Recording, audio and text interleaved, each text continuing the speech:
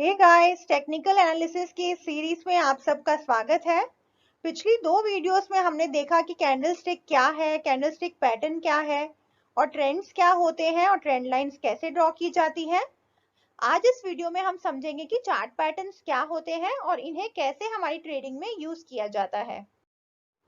35 से भी ज्यादा चार्ट पैटर्न्स होते हैं टेक्निकल एनालिसिस में, बट आपको सबकी इंफॉर्मेशन रखना जरूरी नहीं है। आप कुछ चार्ट पैटर्न्स को लर्न करके उन्हें अंडरस्टैंड करके उसी पे अपनी स्ट्रेटजी बिल्ड कर सकते हैं। आज की इस वीडियो में हम 8 चार्ट पैटर्न्स जो काफी कॉमनली यूज किए जाते हैं उनको डिस्कस करेंगे, उनके पीछे का लॉजिक भी समझेंगे। हम ये भी जानने की कोशिश करेंगे कि ये चार्ट पैटर्न्स कैसे बनते हैं और कैसे इनके बेसिस पे हम बाइंग और सेलिंग का डिसीजन ले सकते हैं। टेक्निकल एनालिसिस में हम चार्ट पैटर्न्स ड्रॉ करने के लिए लाइंस और कर्व्स का यूज करते हैं। इन लाइंस को हम ट्रेंड लाइंस भी कहते हैं। चार्ट पैटर्न्स हमें मार्केट का बिहेवियर बताते हैं कि कब बायर्स का अपर हैंड है मार्केट में, कब बाइंग और सेलिंग दोनों ड्राई आउट हो गई है और कब वापस से बाइंग आ गई है, सेलिंग आ गई है। चार्ट पैटर्न्स ब्रॉडली 2 टाइप्स के हो सकते हैं। एक होता है कंटिन्यूएशन पैटर्न और एक होता है रिवर्सल पैटर्न। कंटिन्यूएशन पैटर्न का मतलब है कि जो ट्रेंड पहले से चला आ रहा है, चार्ट पैटर्न बनने के बाद फिर से वही ट्रेंड कंटिन्यू करेगा। अगर पहले स्टॉक अप ट्रेंड में था और अभी वो साइडवेज हो गया है, फ्लैग फॉर्मेशन बन गया है, तो उसके बाद में वो फिर से जब ब्रेकआउट करेगा तो अप ट्रेंड में ही जाएगा। तो ये होता है कंटिन्यूएशन पैटर्न। वही रिवर्सल पैटर्न की बात करें तो उसमें हम ये मानते हैं कि अभी तक अप ट्रेंड चल रहा था, तो रिवर्सल पैटर्न के बाद डाउन ट्रेंड स्टार्ट हो जाएगा। अब हम स्टार्ट करेंगे कंटिन्यूएशन पैटर्न से। कहा जाता है कि हमें कभी भी दौड़ती हुई गाड़ी को पकड़ना नहीं चाहिए। सेम वही थिंग स्टॉक्स पे भी एप्लीकेबल है। जब कोई स्टॉक बहुत तेजी से ऊपर रन कर रहा है तब हमें उसे दौड़ के बाय नहीं करना चाहिए, हमें एक अच्छी एंट्री पॉइंट का वेट करना चाहिए। जो कंटिन्यूएशन पैटर्न्स है वो हमें वही एंट्री पॉइंट देते हैं जहां से हम अप ट्रेंड में एंटर करके प्रॉफिट्स को एंजॉय कर सकें। ये कुछ कंटिन्यूएशन पैटर्न्स के नेम हैं। अभी हम आगे डिटेल में इन सबको समझेंगे। फर्स्ट है फ्लैग्स, सेकंड है pennant, ascending triangle, descending triangle और कप एंड हैंडल पैटर्न।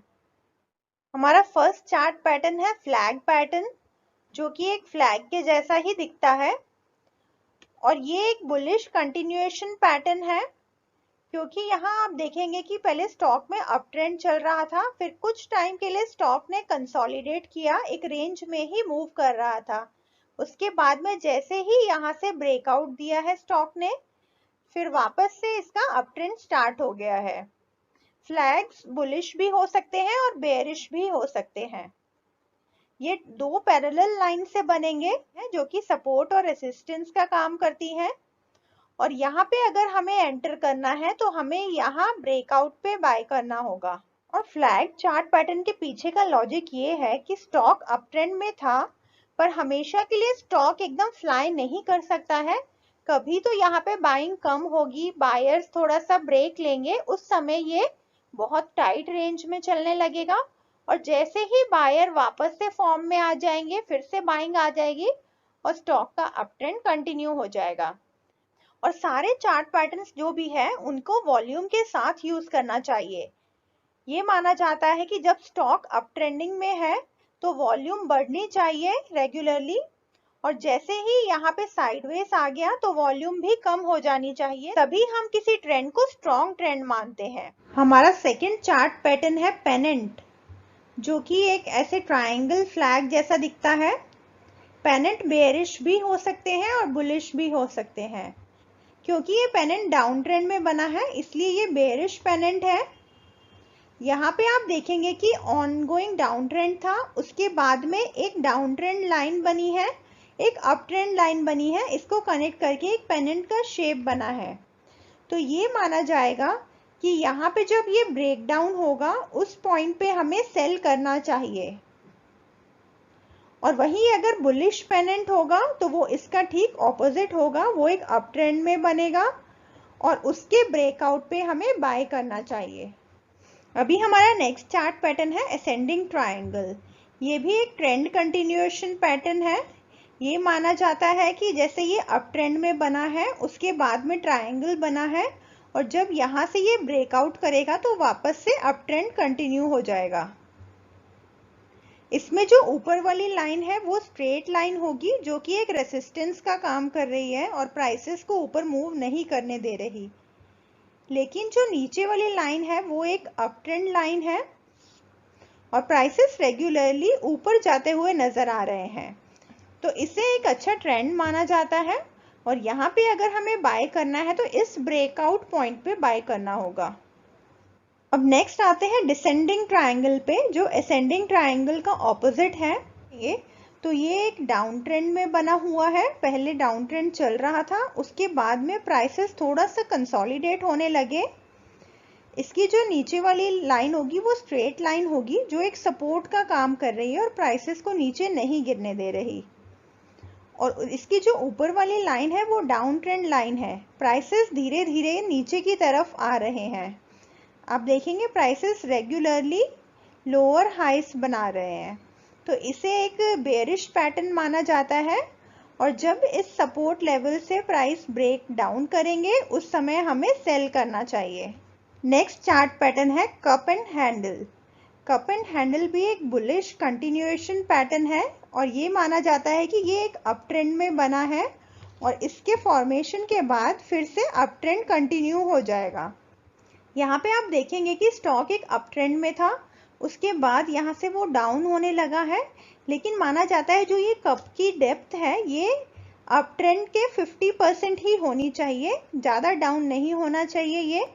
और उसके बाद में फिर से यहाँ पे बाइंग आ गई है और प्राइसेस ऊपर चले गए हैं, लेकिन फिर से इसने थोड़ा सा डाउन टर्न लिया है और फिर ऊपर चला गया है, जो हैंडल का फॉर्मेशन बना है।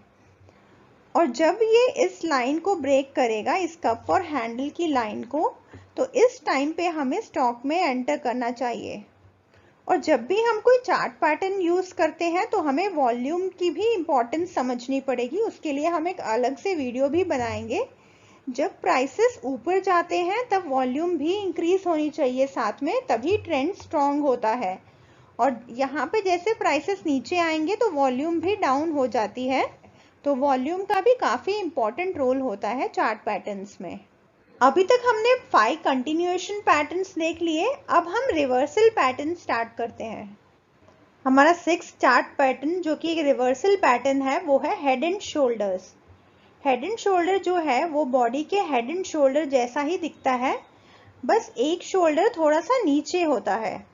ये आप देखेंगे कि ये वाला पार्ट हेड जैसा दिख रहा है और ये दो शोल्डर्स फॉर्म हो रहे हैं।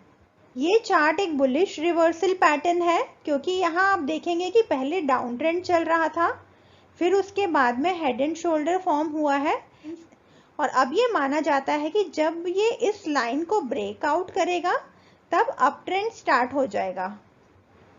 और इसके पीछे का लॉजिक ये है कि काफी बार प्राइसेस नीचे जाने की कोशिश करते हैं बट फिर ऊपर आ जाते हैं।